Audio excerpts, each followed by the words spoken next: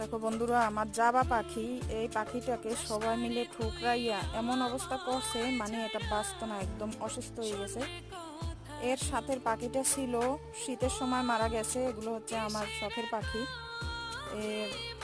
ওর সাথেরটা মারা গেছে শীতের সময়, বেশি ঠান্ডা লেগে গেছিলো। তো এতদিন এই পাখিটা ছিল। এখন এই যে আমার এই বাজরিঘর পাখিগুলা, যেমন এই বাজরিঘর পাখিগুলা ওরা ঠোরাইছে, তেমন এই কবুতরে ঠোরাইছে। মানে কবুতরের খাঁচার ভিতরে ঢুকে গেছে, কবুতরে ঠোরাইছে, পাখির খাঁচার ভিতরে ঢুকে গেছে, পাখিতে ঠোরাইছে। এখন ওই পাখির বাচ্চা হয়েছে, তো এই কারণে মানে অন্য পাখিগুলো দেখতে পারে না, ঠোরাইছে। এখন এই পাখিটা বাঁচতো না, এত খারাপ অবস্থা। কি করবো বন্ধুরা, ভাবতেছি। সকালে একবার ওষুধ লাগাই দিছিলাম, তো কাজ হয় নাই। আমার মনে হয় এটা বাঁচবে না।